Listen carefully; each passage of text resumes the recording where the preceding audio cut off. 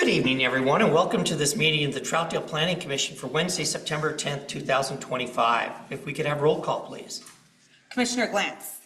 Present. Commissioner Minkoff. Here. Commissioner Kester.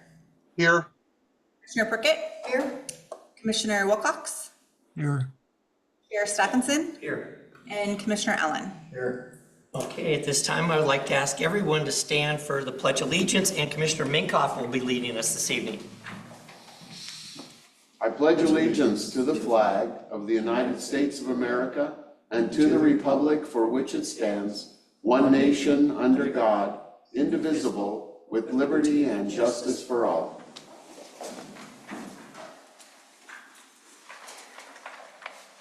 All right. Is there anyone wishing to speak to the Planning Commission this evening on a non-agenda item?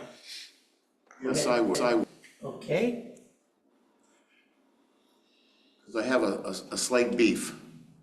And the beef is not necessarily with the Planning Commission itself, but I want to make a statement briefly here. Would you like to make it under communications? I can do that. Commissioner Communications? Do that. That's a more appropriate time? Okay, I relinquish. All right. Anyone else wishing to speak to the Planning Commission this evening? Seeing none? Okay, did everyone receive a copy of the minutes from the July 23rd meeting? And are there any corrections? We'll start with Commissioner Wilcox.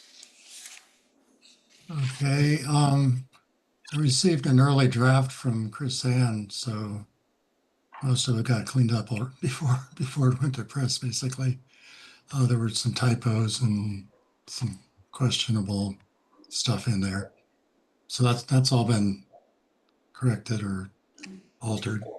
I did have one comment on a statement that I thought was questionable. In the bottom of the very last sentence on page 3, which reads, after PC denied the application, the Home Forward team presented the development agreement to the City Council, which was subsequently approved. That's a fairly accurate paraphrase of what was said in the meeting, but I question the truth of it, basically. I'm not sure who came up with the development agreement in the first place. So I was going to address that in more detail during commissioner comment, but if anybody wants to look at it now, I welcome. But Yes. Otherwise, it can stand as it is, because that is what was said, basically. You were questioning the accuracy of the statement? Right. It doesn't really go to what it refers to, right? Well, there was, after the application was denied, Home Forward did do a development agreement that went directly to the City Council. Okay, but who did the development? Where did the development agreement originate is my question. I think what Commissioner Wilcox is getting to in this sentence, and this is completely fine, is that it says the Home Forward team presented the development agreement to the City Council, whereas the development agreement was worked on, I wasn't here during this time, but most likely it was worked on between city staff and Home Forward. And it was presented to City Council. It's probably the process that you're not agreeing with in that sentence, Commissioner Wilcox, is that what I'm hearing? You felt that staff presented it and not Home Forward? Yeah, that's what I would say. That staff presented the development agreement to council? Well, Wouldn't a Home Forward been the applicant? I don't think so. Home Forward had already been approved by Community Development at that point. I think it's a fair assumption that we can say, to just clarify this last sentence, is that after PC denied the application, staff presented a development agreement to the city council, which was subsequently approved. I think, does that get to your concern, Commissioner Wilcox, if it's stated that way? I didn't quite follow the change you were making. Okay, I'm gonna read it one more time for you. Okay. After PC denied the application, staff presented a development agreement to the city council, which was subsequently approved.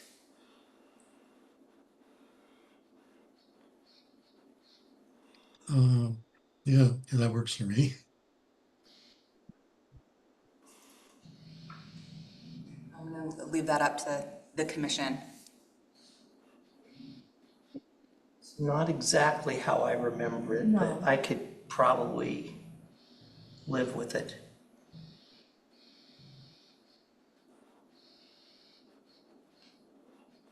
Because I thought Home Forward presented it, but it's Right. fine if staff wants to say that they presented it. Yeah. Absolutely. I mean, we, most likely staff during that time, we had a staff report that went along with the agreement in the council packet. So Right. you can, Either way, you it know, could be done. you can assume that we, you know, staff gave a presentation and presented it ultimately to city council. Okay.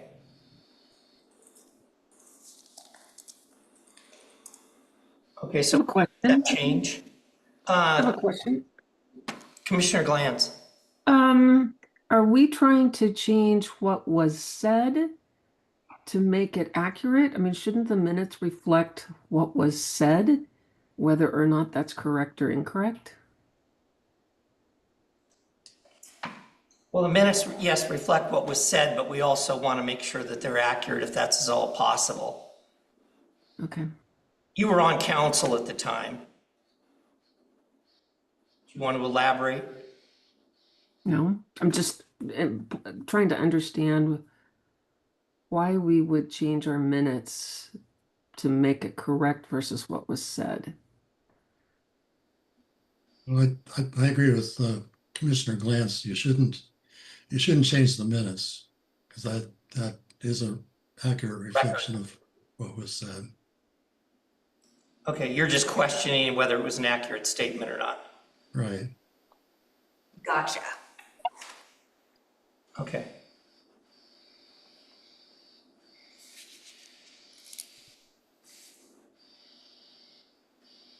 Okay, any other changes? No, that's all I had. All right. Motion to approve. Mr. Chair, I move that we approve the minutes of July 23rd, 2025, special meeting. Amended? Did we? We did not amend. No. No, I second. as written. Okay, we have a motion and a second to approve the minutes of the July meeting as presented. All those in favor signify by saying aye. Aye. Aye. Opposed? Okay, that passes. All right. And here we go. We have 1.5 tonight, right? Okay.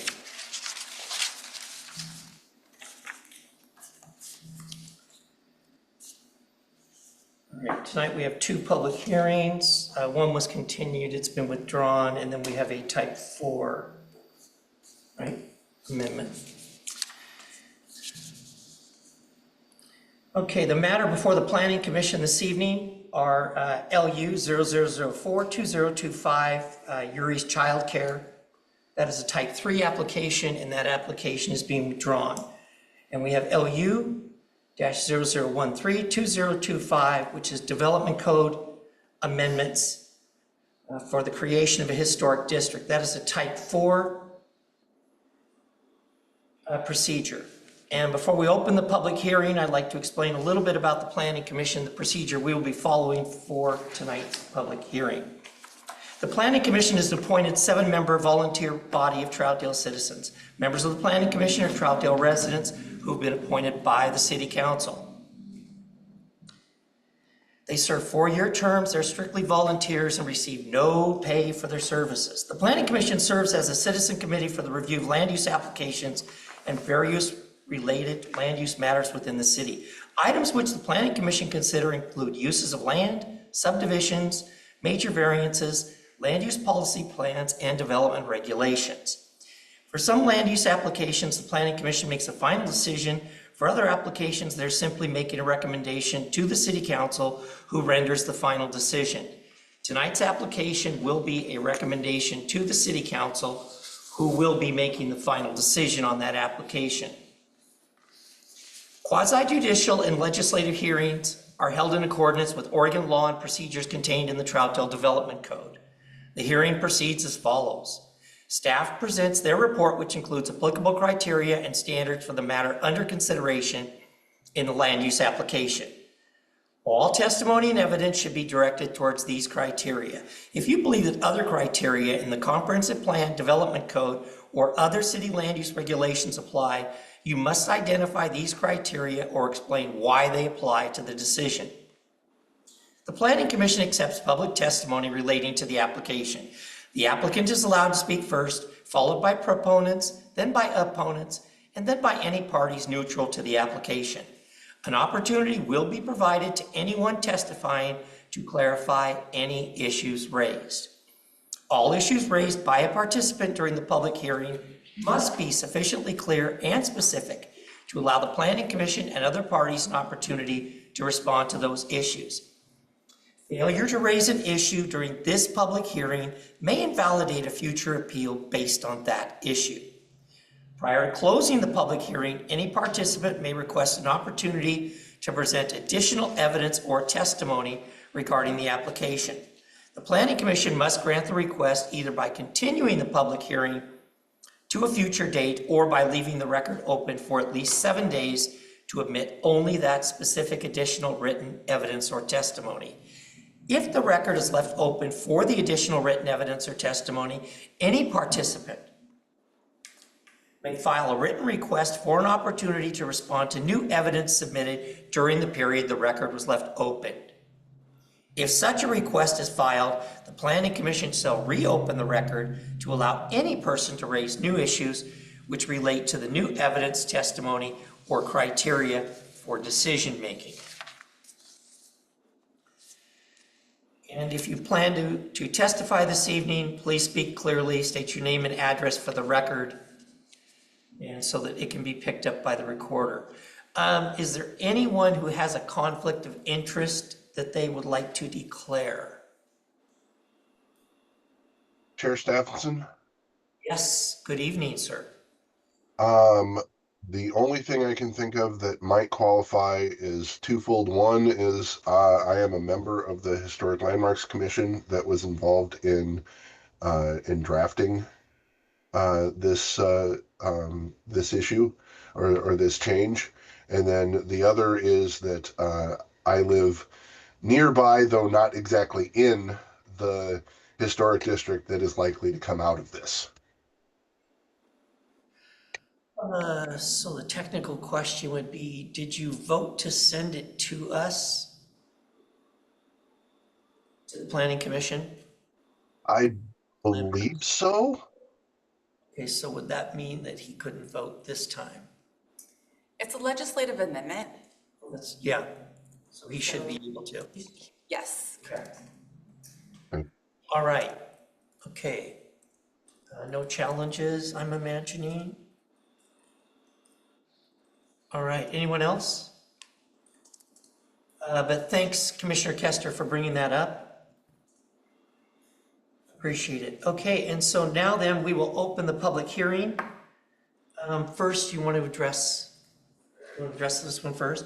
Okay, we'll open LU 0004-2025, which is a continuation of date certain from July. All right, Okay, we'll take that one first. Thank you, Chair.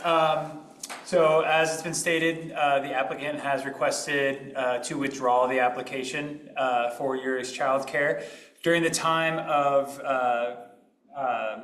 writing the staff report, we noticed that there was still some work that needed to be done on the applicant side regarding transportation. So they still needed some more time. And rather than, after speaking with the applicant, rather than extending another 120 days and then asking for an additional continuance, staff recommended and the applicant also agreed that withdrawing the application would be the best course of action at this time for them to go ahead, finish up what they need to do with Multnomah County Transportation, and then they will be planning on resubmitting the application in the future once they have all that documentation put together. That's the last thing we needed in order to have a full staff report ready to go. So they're just gonna finish that up. They'll resubmit at the time, and then we'll be able to start this process over again, this time hopefully without any continuances. So it was just the best for both parties to go ahead and withdraw the application so we can get it done and have a proper full application the next time for submittal. Any questions for staff? So this application's withdrawn, so we will close that, okay? All right. This time we'll open LU-0013-2025 Development Code Amendments to allow for the creation of a historic district. Mr. Ramsden?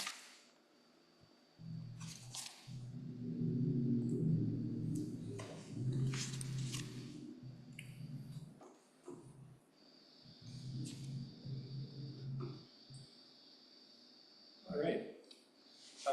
Good evening, Commission. I'm here on behalf of the Historic Landmark Commission for the text amendment to the Development Code LU 0013-2025. This should be familiar when we visited you guys a couple months ago. It's going to be largely the same information.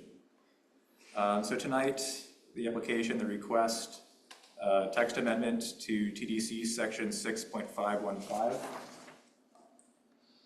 historic landmark applications, that outlines an application process for historic district designations.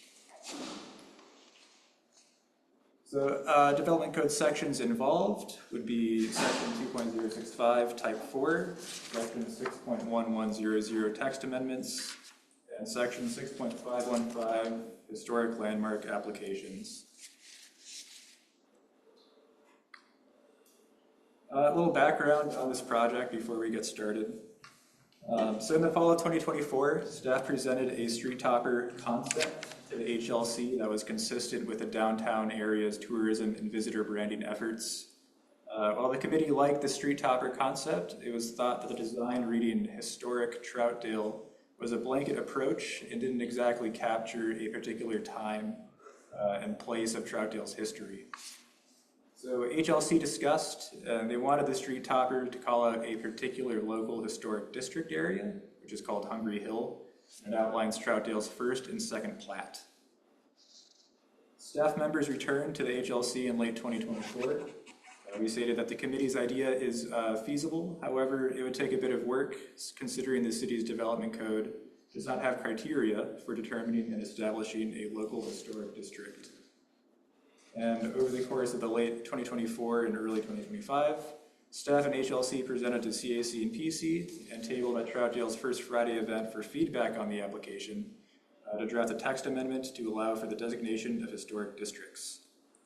And we should note this has been an ongoing project since about 2021, but progress has stopped, started, stalled over and over due to COVID and various staff turnovers. So we're getting it back going. Not shown in your staff reports, since we received this public testimony a little late, is a comment from HLC Chair Aaron Janssens. I have a summary of the comment. So the comment expresses appreciation for the Planning Commission and their work to guide development of the city and their efforts to preserve the small town feel of Troutdale. The commissioner states that a historic district has been a project the commission has been working on for years, and she believes the opportunity for a historic district will further enhance Troutdale's charm. And the entirety of the public comment will be provided in the staff report.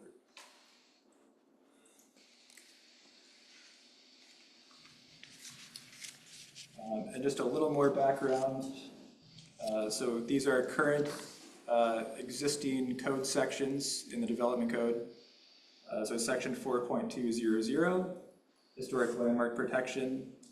We have the purpose statement.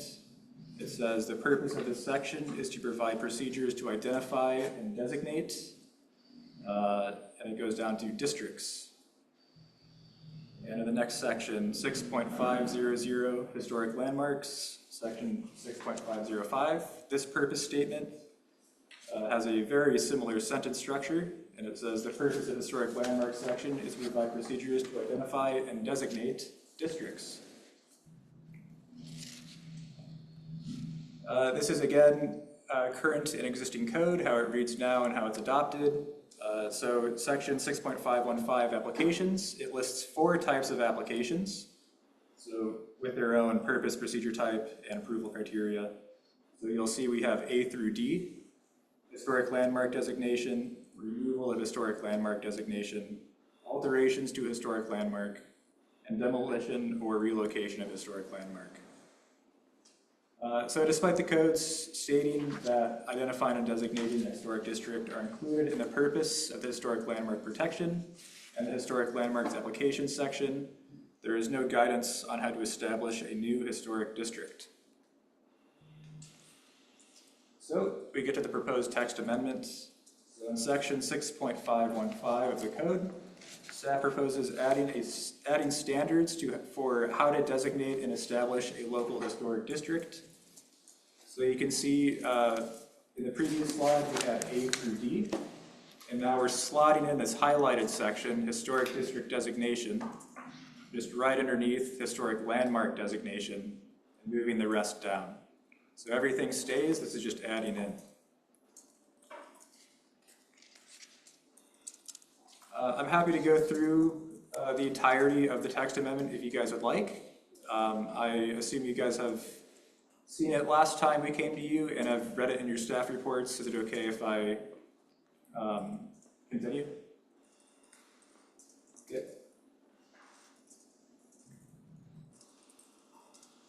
So proposed findings. These are the approval criteria for text amendments in the development code, section 6.1120. So A through E. The proposed change to the development code does not conflict with applicable comprehensive land use plan goals or policies. Criteria B. The proposed change is consistent with the applicable statewide planning goals. Criteria C. The proposed change is consistent with the applicable provisions of Metro Code. Criteria D. Public need is best satisfied by this particular change. Criteria E. The change will not adversely affect the health, safety, and welfare of the community. The findings in their entirety can be read in the staff report. I'm happy to go through individual criteria if there's any concerns or questions about it. But as a way to sum it up, these criteria are met. So staff recommendation, staff recommends approval of the proposed text amendment to City Council for adoption.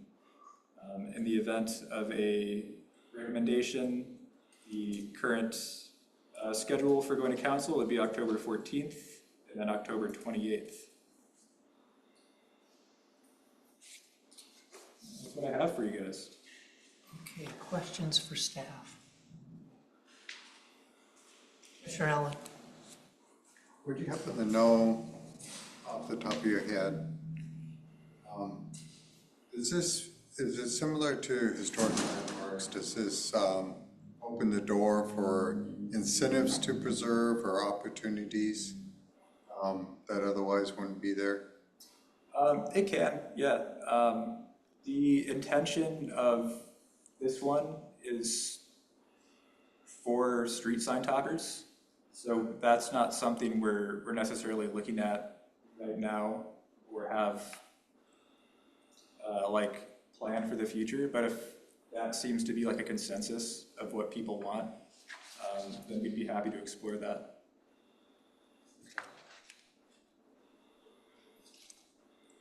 Okay, Commissioner Glantz? Yep, I have a couple questions. When we're talking about the, there has to be districts, how big does a district have to be? Can it be 4 homes?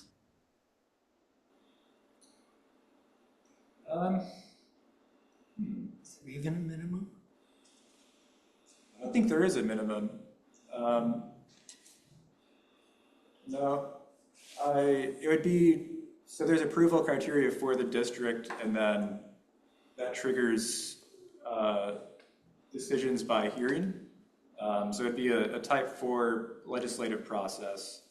So it'd ultimately be up to one, who's providing the first recommendation, and two, who's the ultimate decision maker on if that qualifies as being a significant historic place.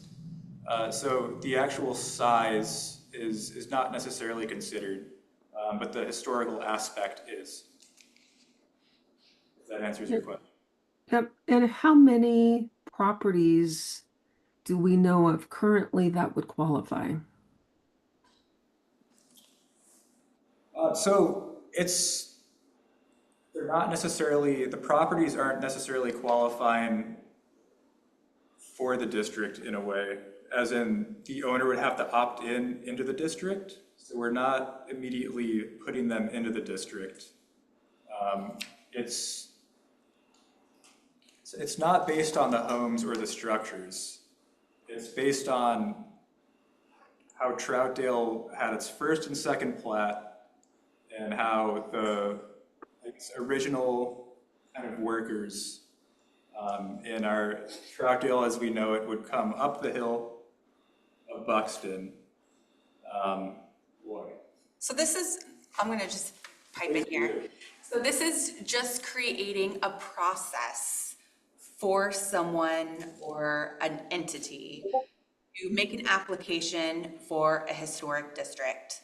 And so in that application process, the criteria that we've listed here tonight that's proposed, they would have to make an application stating that they meet, criteria on A, B, or C. And then that would go to the planning commission. The planning commission would review it and make a recommendation to city council, and then city council would have the final authority whether or not the historical district that is being proposed is worthy enough for a local designation. I understand that. I'm just trying to understand how many homes, businesses, properties we have that would be 50 years or older. Oh, we do have that list. We do have a list. I don't know the number off the top of my head, but we do have a list that talks about how many homes are 50 years or older within the first plat of Troutdale. Okay. So when an application is made in the future, if an application is made in the future to designate the first plat of Troutdale a historic district, we'll bring that information to you, Commissioner Grant. So it's more than 1 or 2. There's a few of them out there. Yes. Okay. Thank you. Over half of the proposed area, but we're not there yet. Okay, Commissioner Kester? The main thing I wanted to comment on was largely to answer Commissioner Glance's question about the quantity of homes. The last time I saw the numbers, it was actually significant, not an insignificant amount above 50% in that first plat going from the highway all the way up to 8th Street. So, I mean, 50 years at this point just goes back to the 70s, and there's a fair amount of houses there. So, but yeah, it's definitely not an insignificant number. But also the kind of the intent from the discussion at the Historic Landmarks Commission, particularly for the Hungry Hill District, and to kind of piggyback off of what Nick was saying, the driver here is the area, not necessarily the structures in it. I mean, it's the space that has the historical significance. Because I mean, what we're trying to remember long predates any structure that's still remaining, as far as I am aware. Thank you for communicating that more clearly than I did, Adrian. That is much appreciated. Commissioner Allen? So, did I read in there that over 50% of the homes had to be of the historic quality, right? In order to be a district, historical district? Okay. So then, question, if you have a historical district and over time you drop below that, then it can no longer be a historical district? Is that the deal? You want to go back, you can go back to the criteria. Yeah. Because the criteria listed is that if you want to propose a historical district, you're gonna have to meet certain criteria. So the historical district could be, you know, based on some like historical significant, you know, event or activity happened in that area. Or it could be a historical district because of the number of, you know, structures in that area meet the criteria of being older than 50 years old. Yeah. Yeah, you see what I'm getting to, if in the future the percentage drops, does the historical district go away or do we still keep it? It wouldn't go away, and let me read the exact criteria. So it says, so this is 3A. I have it up on the screen as well. The majority, 50% or more, of resources within the proposed district area must be over 50 years of age or of extraordinary historic importance if under 50 years. This can be demonstrated by, and there's 3 elements. So you provide a map showing the district boundaries, you provide a historical narrative, and you conduct a survey and provide documentation of the survey where you describe the buildings, related features in the district, basic characteristics, and whether or not you assess them to be of historic character. So it's some things that are tangible. Obviously the year you can clearly say yes or no. And then there's diving into the particular history of an area and saying this is significant to us and just making a case for it. Okay, so this is just criteria to create it. Yes. It will not drop off just because changes occur in the future, No, I think, unless somebody made that decision based on, wow, all the homes have been updated. yes, if something like that happens, and then, you know, you could propose an application of removing it in like an extreme case. Commissioner Wilcox? Yes, this might be a question better for someone from HLC, so maybe Adrian can help. Curious what the practical benefit of this is. I know HLC was talking about some sign toppers, but you're not going to have tourists traipsing up and down Dora and Harlow looking for historical houses. I don't think there are a heck of a lot up there to begin with. As of right now, that is kind of the primary practical purpose. We were discussing street sign toppers. And also an interpretive sign maybe somewhere that talks about the historical district. And in the staff report, and as we went over, the signs read right now as like historic Troutdale. The commission decided having it read Hungry Hill captured more of a Troutdale specific term and was something they could more celebrate and closely relate to.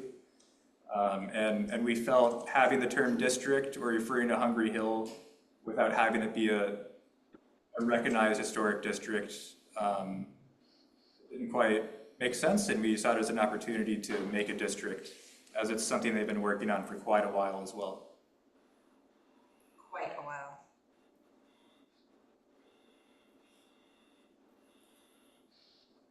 Does that answer your question? Yeah, that'll do for now. Okay. Any other questions, Commissioner Wilcox? Nope. Commissioner Glantz? Now, one last question. Would McMinimans fall into any of these areas? So McMinimans is already on the National Register of Historical Places. All of the buildings on the campus are listed on that register. So, I mean, if somebody wanted to create a local designation for that area, they could propose an application on Okay. the criteria. Separate. Okay. Thank you. I had one question. So this is going to go in behind everything as 6.515B, right? And so are we amending because this is application or creation? So it's in the application section, so it's an application to create a historic district? Correct. Okay, so are we amending the text in the application? Yes, so let me pull up the red lines.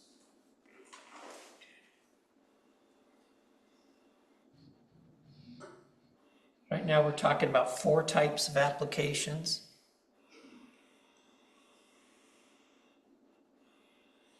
All right. So 6.515 applications, in historic section. So A, historic landmark designation. B, this is the proposed text amendment. And then you see this, it used to be B, now it's C. C is changed to D. D is changed to E. And that's it. Okay. So all within the historic landmark section of the applications. Because we didn't think there wasn't an application process to create a historic district. However, our code stated that you could have a historic district, but Right. it left the process, it didn't provide a process. And so we have all of that, right? Correct. In the draft updated language. Yeah, with the proposal. Yeah. It's in here.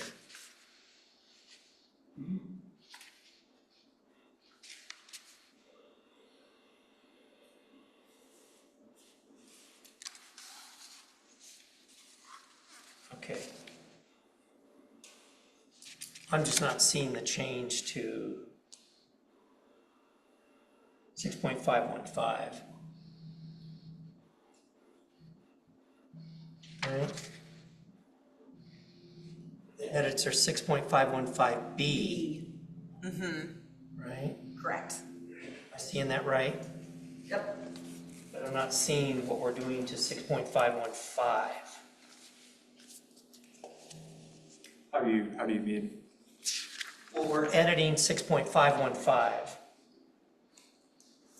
We're editing 6.515B, historic district designation. Correct. Right, you're adding B, We're but, adding B. okay, but in there, you're leaving the part that says there's 4 types of applications. You see what I'm saying? You got 6.515 application that runs it, right? But we're not addressing that in that paragraph. And we just go right into B without talking about what B is.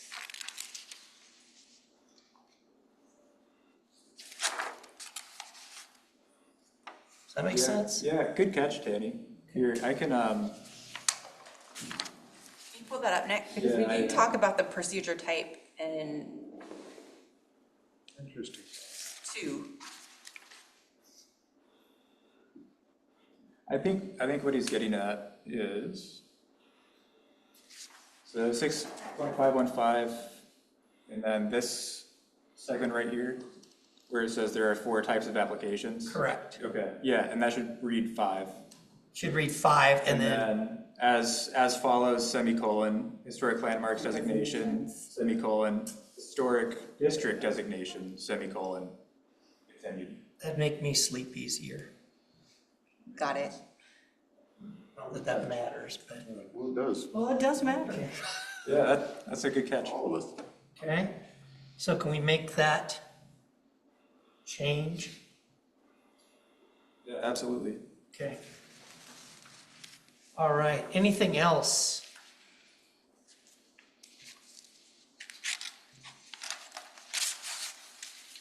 We've done that, and now we need to see if anybody wants to talk about this.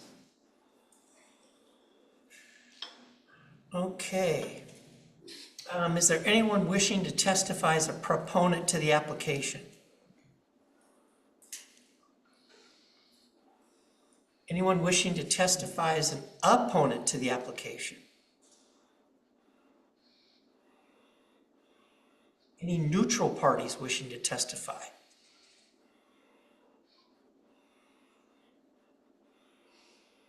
Okay. I move that we close the public hearing. I'll second. Okay, we have a motion and second to close the public hearing for LU-00132025. All those in favor signify by saying aye. Aye. Opposed? Okay. All right. So we made that edit, and is there any more deliberation, any more edits, changes, comments from the commission? Commissioner Kessler? Nope.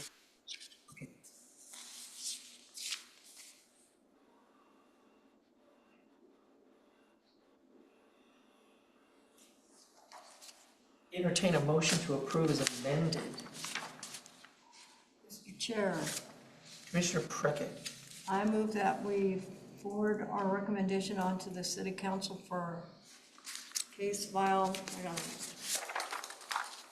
LLUs -0013-2025, a development code amendment to allow for creation of a historic district. As amended. I second.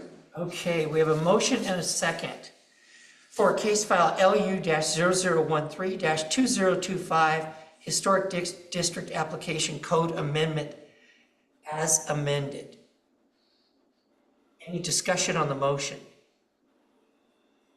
Okay, call the roll, please. Commissioner Glantz, Yes. Commissioner Minkoff, Yes. Commissioner Kester, Yes. Commissioner Prickett, Yes. Commissioner Wilcox, Yes. Chair Stephenson, Yes. and Commissioner Allen. Yes. Okay, that one passes. Thank you all very much. All right. Oh, project updates.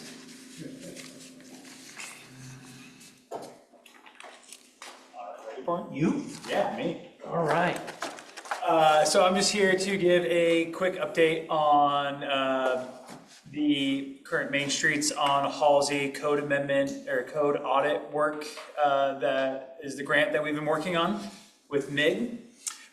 We had a table at First Friday, last Friday, trying to grab some community engagement on topics of design and design standards. The primary topics that we were looking at were what amenities did the public like the most. We had 8 amenity types, pedestrian plaza, higher or taller first-story buildings, taller windows, similar to what we already have downtown, outdoor lighting, architecture standards, things of that nature. And we just had people kind of vote, pick their top 3.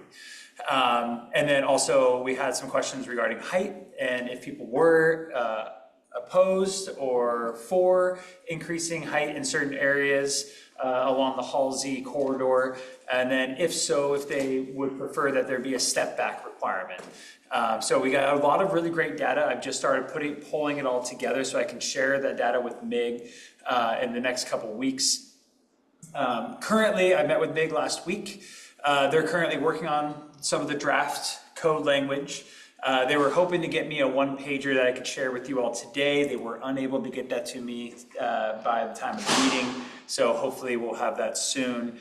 But we are planning, myself and MIG are planning on coming back here at the first meeting in October to have another work session with Planning Commission based on the feedback we received from our public engagement, as well as some of that draft language we have that Meg's been working on writing up. So we can discuss that, see what Planning Commission feels, and then go back and hopefully finish pulling that information together to work on getting a code amendment package put together.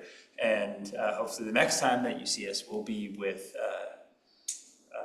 a staff report and recommendation for council. So that's just a really brief update on what we've been working on. Mainly this summer, our focus has been on the community engagement aspect. We have our webpage up on the city website. We had a notice out in the Champion, as well as giving updates with CAC and First Friday. So we're really trying to gain all that public input as we can at this point, so that we can come back with the best possible draft code amendments for our next work session with you all. Any questions? Any questions? Commissioner Glantz. I'm just curious. I know before council, when I was on planning commission, we weren't excited about doing this. I went to council, we weren't excited about doing this. And now I'm back on planning, and did things change? I haven't really heard from Troutdale or Fairview in any of the joint meetings I've been in, that anybody is really excited about this. So this has nothing to do with the other two cities. This is strictly a Troutdale section. And the reason why we're moving forward, why we decided to go back and look for a grant to look at this again, was when we came through for the proposed denial of the previous Main Streets on Halsey corridor project in conjunction with Fairview and Wood Village. Is during the time when we were here at Planning Commission, we got some feedback saying that while we didn't agree with what was put together in that code package the first time around with Cascadia, but the Planning Commission did have some interest in looking into design standards. So really that's what this is now. Also, we heard the feedback that during that process with all three cities, we didn't feel that Troutdale's voice was really heard during that process. So after hearing both that Troutdale wasn't heard and that there was some good stuff in there regarding design standards, that we decided as staff that we should go back, look at getting a grant, and then working at this from a Troutdale perspective solely, rather than having the other two cities involved. So this is similar but very different, as we want to look at just the design standards for the Halsey corridor. Specifically, actually at this point, we're leaving out Edgefield at this point right now. And we're just focusing on those first couple of, I guess it's about a quarter mile or about a half mile or a mile or something like that, from 257th to where the edge of Edgefield 4, so we can put together some design standards for any new development that comes into that area. So this wouldn't necessarily overlap with the downtown business district?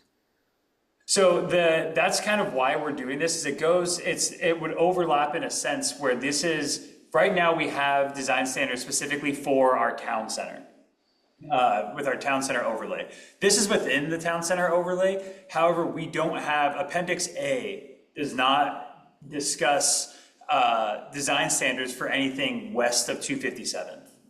And so this is kind of basically creating, in a sense, an Appendix A that's actually put into the code, as Appendix A will hopefully eventually be, for properties along Halsey corridor west of 257. Because we really want, the whole goal of this is to have that downtown feel that we have and bringing it across 257th and along the Halsey corridor. So that's why, one of the things that we saw from First Friday with the amenities was, for example, the taller storefront windows. That is a standard we currently have for our downtown within Appendix A, but it does not cross 257th. And people really like having that. They like having those big windows in our downtown. And so if we can keep that same kind of feel of our downtown, but make it longer, that's kind of, for me at least as a planner and the overall goal of this project, that's kind of our goal. Thank you. We did talk about not having the skyscrapers, on Halsey, and, trying to pick up some design standards, which we've talked about for a number of years, if that's at all possible. The only thing I was gonna say on your outreach, a couple things to look at. When Kennedy Park and Fox Chase and all those went in, we didn't receive a lot of comments except for Fox Chase, so you might want to look at those as you do this, because I think some of those might still be relevant today. Thank you. That's good feedback. All right, That's all I had. okay. That was it for me. Urban Forestry Management Plan. Yes, I'll take over this one. So the city received a $100,000 grant from the state of Oregon to develop Troutdale's first ever urban forestry management plan. And this plan would look at trees in public spaces such as our parks and greenways, and along street right-of-ways. And develop, goals and strategies to enhance those areas over time, and how we can better maintain those trees, and come up with some incentives for property owners to plant trees. And so right now, we're in the early stages of this planning process. We're gathering a lot of public feedback. I believe in your packet, I have the flyer with the information that you can go to. We have a web page, we have a survey up. We were at last Friday, gathering input from our community about trees and what they like and don't like about trees. And so we're gonna be at Movies at the Park on this Friday, doing kind of like the same engagement activity. And I want to let you know that our Parks Advisory Committee, they are gonna be kind of taking on the role of overseeing the draft document and making a recommendation on this document and moving it forward to council at some later date and time. So we're gonna have a management plan document. We're also going to be looking at our code. However, our street tree code is not in our development code, it's in the municipal code, so that won't be coming to Planning Commission. But I still would like to probably present it to Planning Commission at some point in time, because street trees are planted, in planter strips when a subdivision goes in. So even though it's not in our development code, you still see street trees in applications. So we're gonna make some edits to the development code in the street trees section, most likely. And then we're gonna develop a street tree manual that kind of sums up, best practices for planting in urban areas and in planter strips. So it'll provide guidance, like, what are the best trees out there that you should plant in certain areas, because we don't want street trees to impact utilities. It will state something about, root barriers to keep your sidewalks safe over time. And just let folks know what the process is for removing and installing new street trees. And we expect this program process to wrap up early next spring with our consulting team. Okay, questions for staff? Commissioner Allen? So as we're doing a pamphlet or educating the public, right? Of course, there's some trees that just don't do well around sidewalks, right? Because they damage them. And I think that our pick of trees that we have in our list are probably pretty good. Not an arborist, but We're reviewing those and kind of coming up with a more robust list of street trees. and then you see people who don't have sidewalks yet planting trees where there will be a sidewalk, and that creates a problem because now you got this older, beautiful tree where a sidewalk is supposed to go. And then the last one would be, I've seen people plant trees that are of a very shallow root ball on a hill. And with our wind, there's a good chance that thing, as it grows up, is going to just fall over somewhere. So Hills have to be a consideration too, just like, and we got a lot of hills here. That's something that I know that we've talked about with the consultant to think about, you know, our topography, the wind out here, the ice, and also wildfire. Do they also, in this pamphlet or whatever, will it tell you how to care for your tree? Yes. How to prune it, when to prune it, When to prune it. how high it should be? Yes. Because I have people, I always make sure my trees are at least 7 feet off the sidewalk, in case somebody's 7 feet tall has to. That's right, and for the garbage trucks. Right, and for the mail trucks, they too can be impacted, so if you get a note saying you need to trim your trees up at the post office, you need to trim your trees up. So conversely, to my earlier comment, is there are some root structures that love hills and are good for keeping a hill together instead of having it just help retain a hill.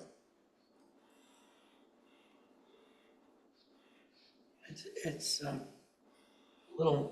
makes me a little nervous to hear that people are planting trees in the right of way. They do that. Yeah, because that's always, could be a problem if there's any type of improvements done to the street. But then they have to take the tree out. Mm-hmm. And the people get mad because they took the tree out. And by then it's a nice tree that, Yeah. Yeah, it would be great to have probably a little more comprehensive list than what we have today, but long live the cottonwood. I have,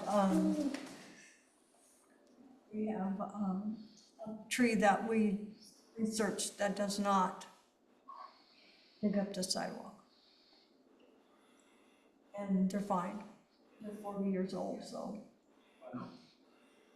sappy trees over cars tend to get some complaints. Yeah. The ones that just. It's hard to find a tree that will grow to the proper, get you the canopy you want Right.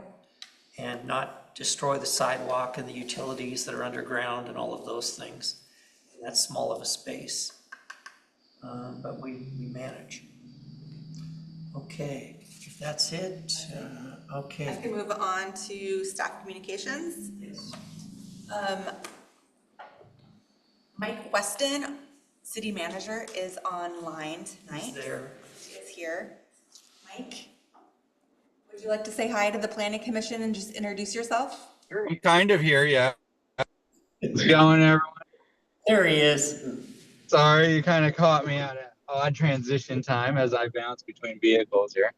But it's been good listening to everything and hearing what's going on with the historical district and all the other jazz. So I just wanted to be here, kind of see what's going on and say hi to everyone. And I apologize that you now see the dark side of me instead of the lighter, sunnier version that was out here earlier. Welcome to Troutdale. Yes. But the wind isn't blowing, so he hasn't been initiated. It's coming. It's not 20 degrees out. You're muted, sir. Yeah, I'm still in the honeymoon here. It's been great. So enjoying the sunshine. But yeah, I hear about the east wind coming our way. So looking forward to it. Doesn't yet regret his decisions in life. Yeah. I think we're No, all, never. I think we're all This is, working with you. Yeah. yeah, it has been really great. And the community has been so kind. And I did the first Friday last week and got to meet some really great people. So you guys are doing a phenomenal job. Hats off. And it's such a lovely and great community. So thank you. Thank you so much. Great. And then our next planning commission is scheduled for October 8th. We do have one planning commission hearing that night, and that is to correct our town center overlay boundary on our comprehensive plan map and zoning map. Our zoning map is correct, but our comprehensive plan map is not correct. And they both need to formally go through the land use process because that did not occur back when the town center plan was adopted in 2022. So there's the short history of why we're going through this process now. It's often better if they match up. Yeah. Okay. All right. That's it? That's it. Okay. Commissioner Minkoff, we'll start with you. Okay, this is my chance. This is it. Go for it. Right, okay. I have a letter that I'd like to read, and I'm gonna turn my computer this way so that it will look like I'm looking at everyone and not just turning my head. I'd like to read this into the record. Chair Stephenson, commissioners, and staff. On September 3rd, 2025, while riding home from work on my new e-bike, I experienced 2 serious incidents caused by unsafe walking and biking infrastructure.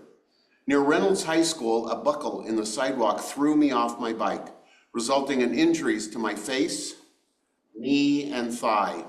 Cars speeding along Southwest Cherry Park Road when Reynolds High School is not in session, drifting in and out of the bike lane, and construction signs placed in the bike lane approaching the corner of 257th forced me to ride on the sidewalk. Then, at the corner of 257th, which is a Multnomah County roadway, I encountered a 2-foot gap between the road and the sidewalk at a crossing. With no time to stop, my rear wheel caught the edge of the new sidewalk, sending me over my handlebars again.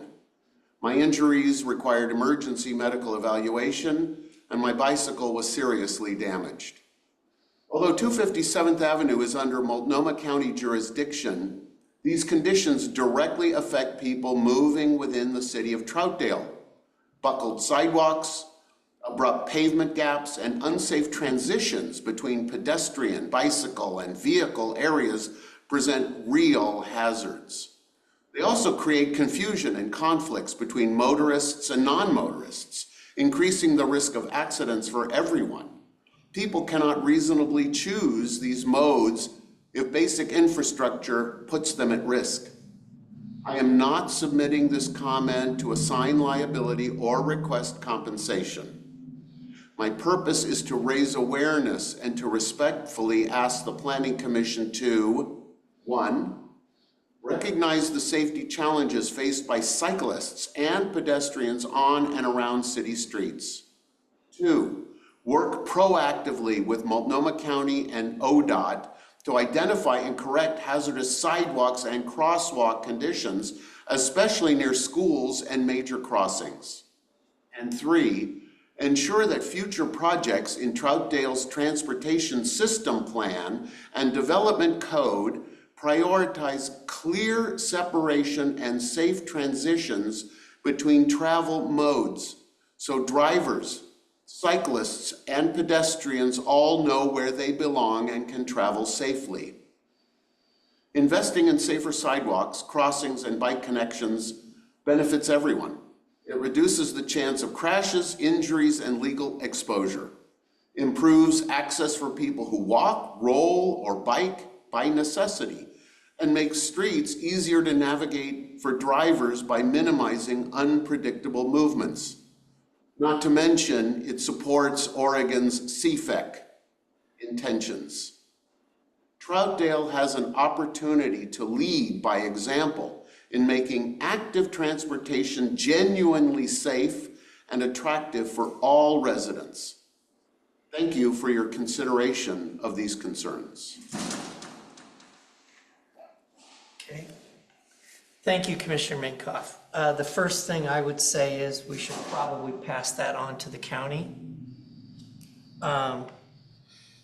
With it being their road, and 257th in particular has been something, as you know, we've been working on for years. I understand. As far as the multimodal piece of it, and trying to repair the sidewalks and the bike lanes and those things, and that's a lot of what the $8 million project is that's going on And there. let me say, just dovetailing on what you just mentioned, that the county did nothing along 257 to improve any bicycle safety along that roadway. And in fact, I want to mention one other thing as an aside.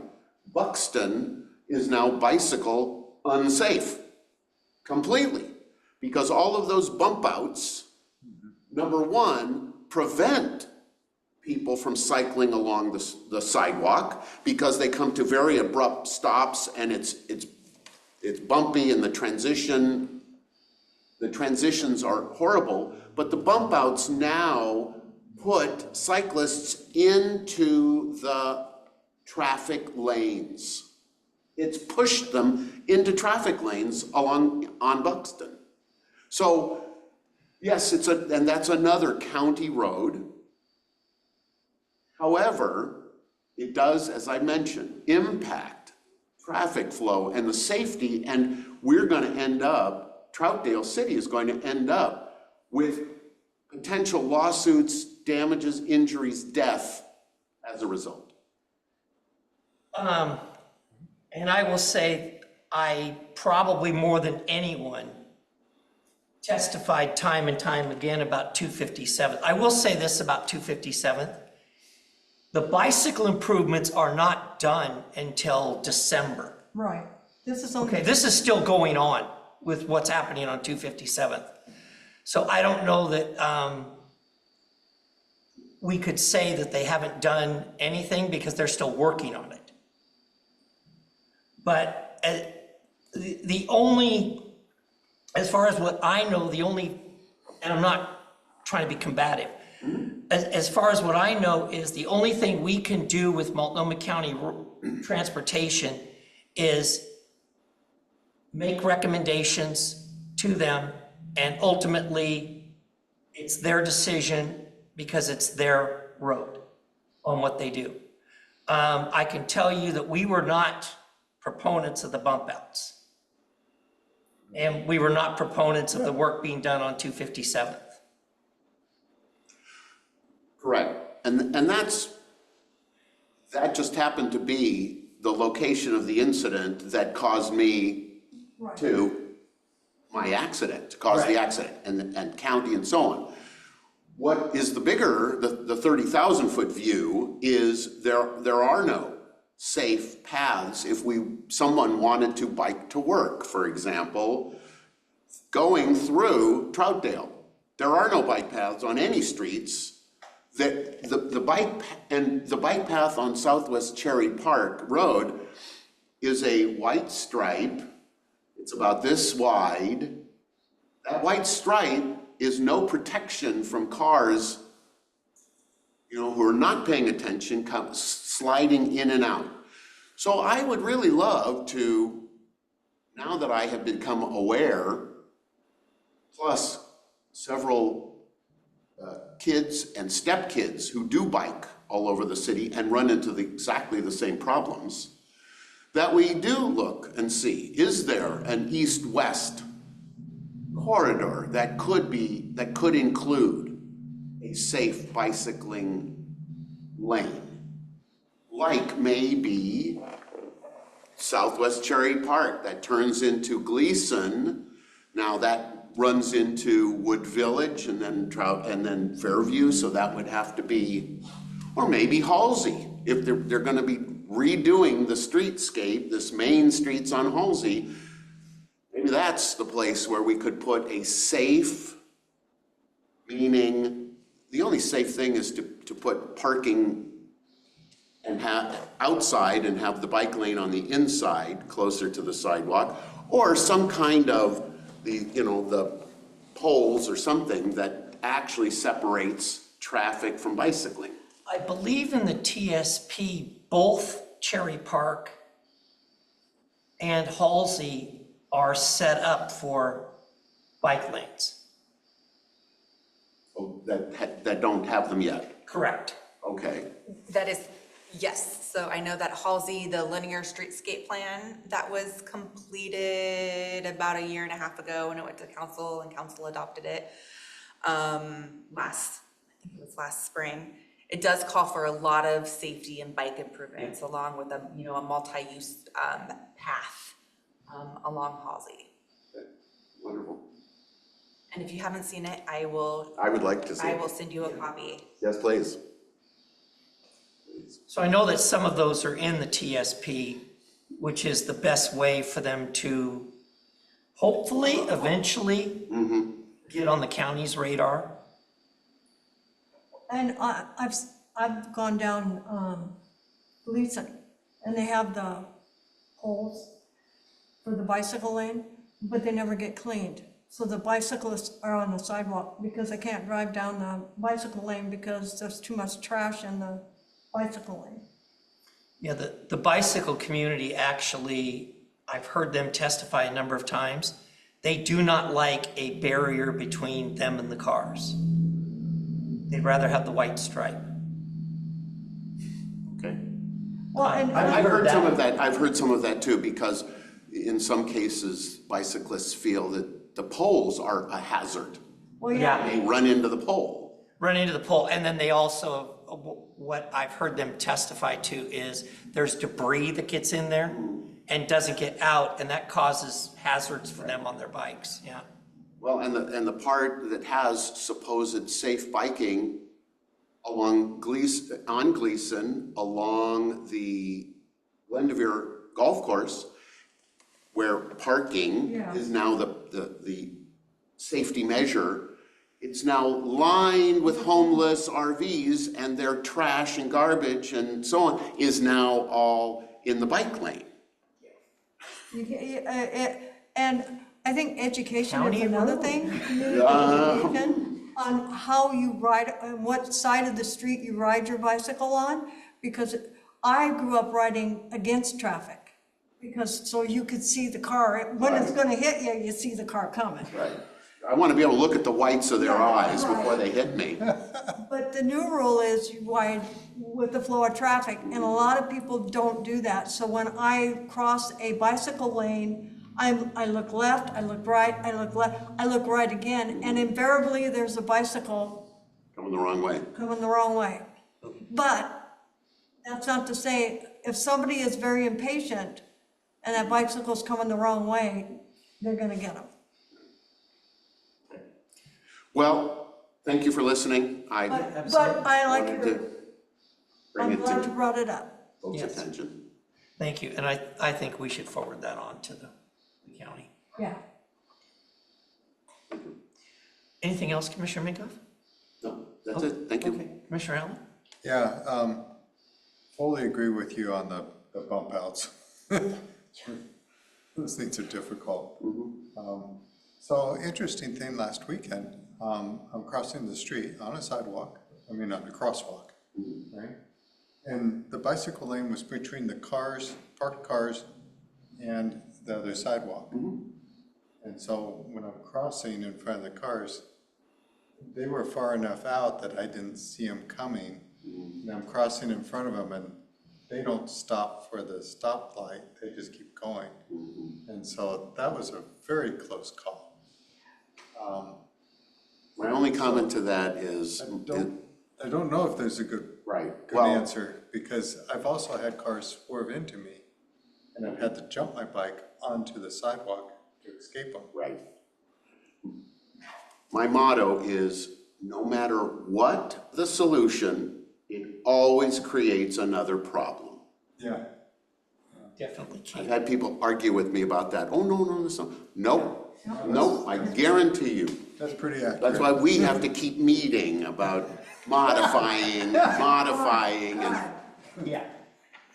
I want to say, Commissioner Wilcox, I so much appreciate your attention to detail on the minutes. I've come to actually really appreciate that. And then Commissioner Glantz, thank you for your comments about what the minutes should reflect. I thought that was a very good input, and wish I had thought of that myself. Thank you. Okay, Commissioner Kester, anything? First of all, I want to kind of apologize for not being there in person, as is my normal practice. I thought it better to not pass along whatever cold or flu that I am currently experiencing. but good meeting, good discussion from everybody. I appreciate the difficulties with uh, civil engineering and street design. Kind of as Commissioner Minkoff alluded, there are no perfect solutions to any of this. And anything that's done to solve one problem is going to cause a half a dozen more.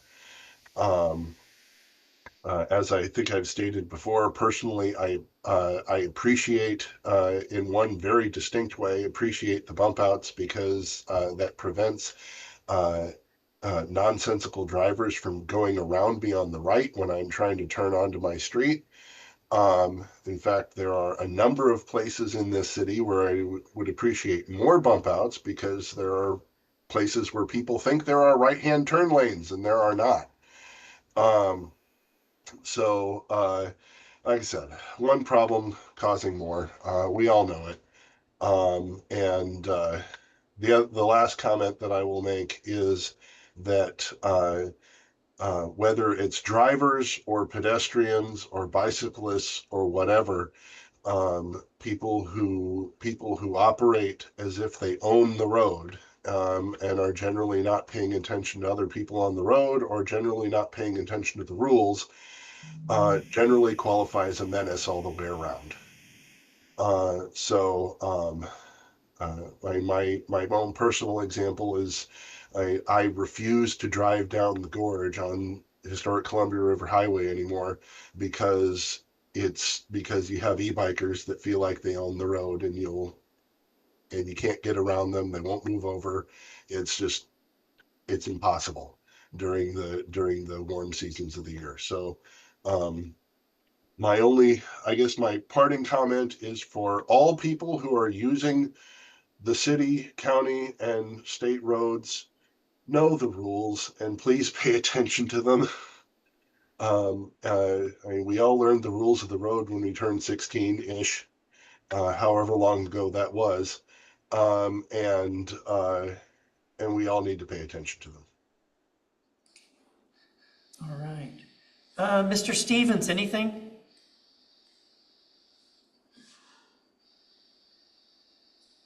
I could teach a class on this topic, so you don't have the time for that.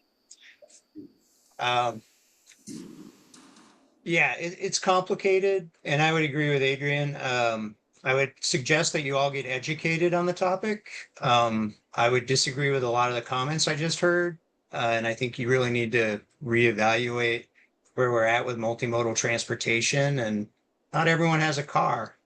Bump outs might be good for one person, but they may not be good for the driver. I can understand the conflicts that go with both. And I would agree with Kevin. For every one solution we have, there's usually going to be 3 or 4 latent functions that happen because we're doing something else.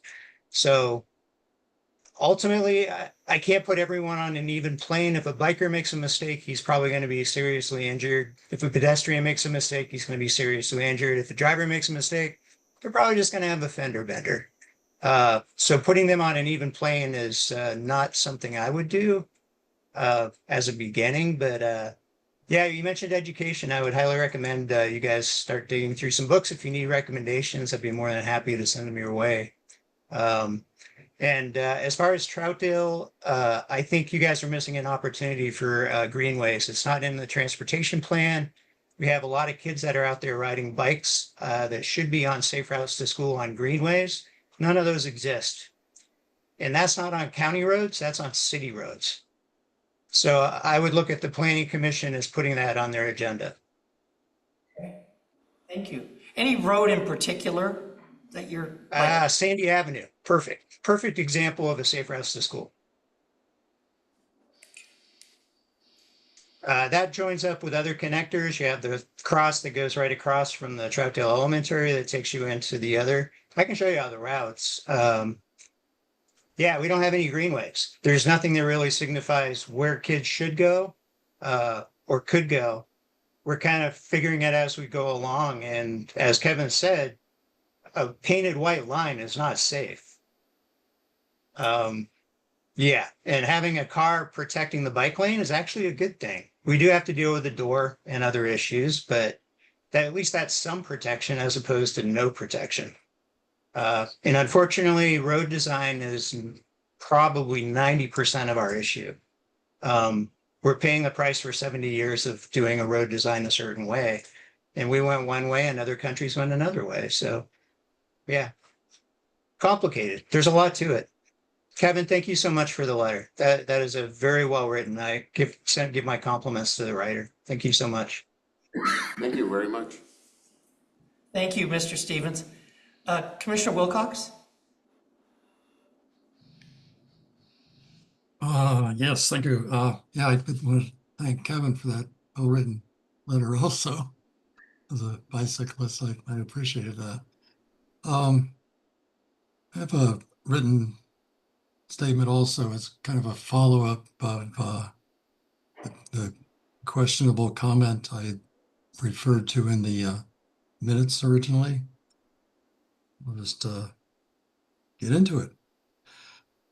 At the last two PC meetings, certain commissioners have chosen to publicly revisit the Home Forward project.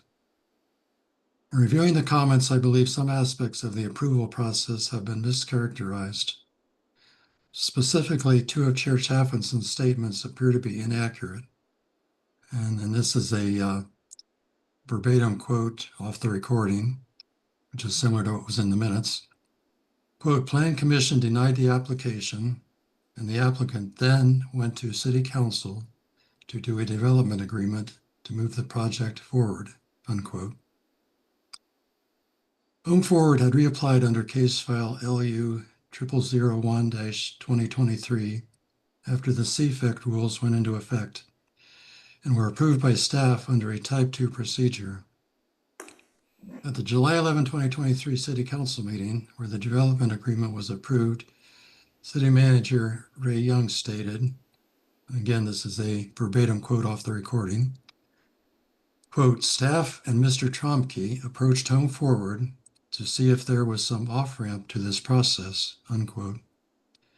What they were trying to avoid was being left in legal limbo because staff had indeed approved a new application under CFEC parking rules as a Type 2, but there was still a pending appeal to the decision from a 4th Street resident.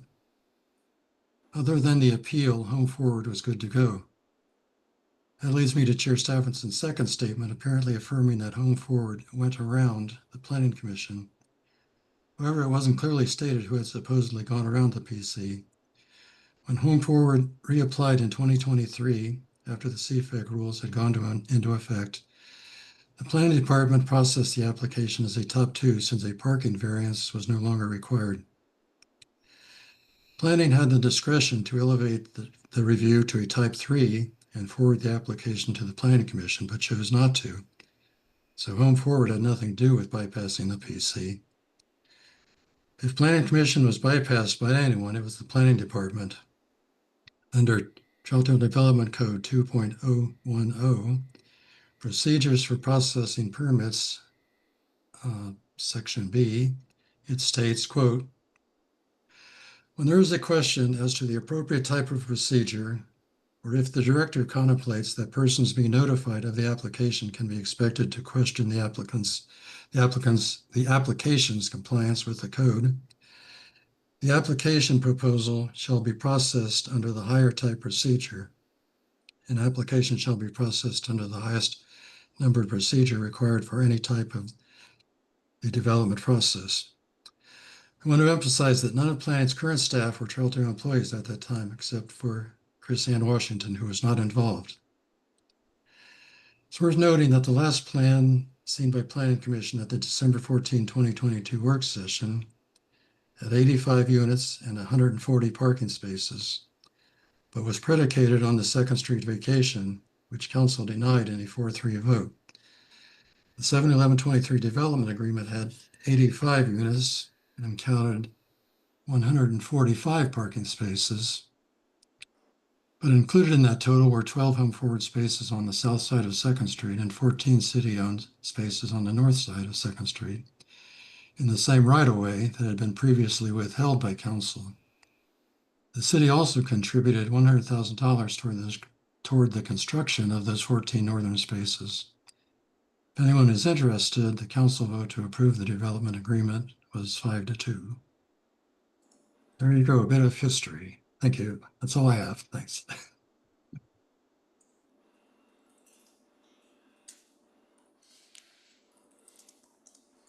Okay, and so the premise of this is that I misspoke about the development agreement and who presented it to council, correct?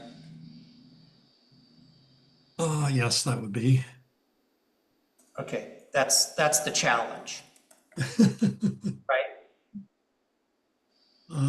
If you put it that way, sure. Well, that I said something incorrectly.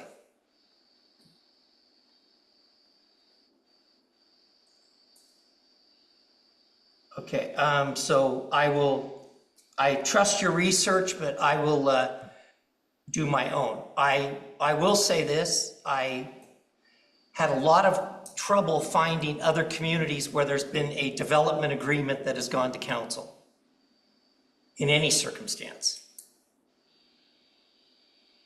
And this may be common, it's not common here. Most of us have never even seen it before. And I will try to be quick and address this at the next meeting. Okay? All right. Anything else, Commissioner Wilcox? Nope, that was it. Commissioner Glanz? Yep, I want to thank everybody for all their comments tonight. It's always well thought out. Appreciate everybody. And I want to also thank everybody who got the YouTube link in the minutes. That really helps. Thank you. Commissioner Prickett? I want to thank, I'm sorry about your accident on your bike, and I'm glad you weren't seriously, I mean, really seriously hurt. I would, so sorry for that. I like everyone's comments. Your letter was well written. I appreciate that. I appreciate you, Paul, with all the work you do for us to keep our minutes correct as best we can. And thank you, staff, for all you do. Please be safe coming down 257th. If it says right lane is closed ahead, don't wait till the last second to merge, because you'll get somebody got rear-ended, and I don't want to see that again. Not me, somebody else. So. They tried to squeeze in and didn't quite make it. Okay. With that, I appreciate staff. Thank you, Kevin, for that letter. And I'm sorry about your bike. I'm more sorry that you were injured. And it is quite very challenging out there, especially with everything that's going on today. I'd also like to say, now we have the kids back in school. We still have warm weather. I think everyone should just try to slow down and pay attention to what's going on the streets so there aren't more injuries. Reach into the choir. Yep. And lastly, if I misspoke, I will apologize for that. I will, if I was perfect, I probably wouldn't be here. Okay. And with that, I will entertain a motion to adjourn. I move that we adjourn. Second. Okay. We have a motion and a second to adjourn. All those in favor signify by saying aye. Aye. Aye. Opposed? Okay, we're adjourned. Thank you. Thank you.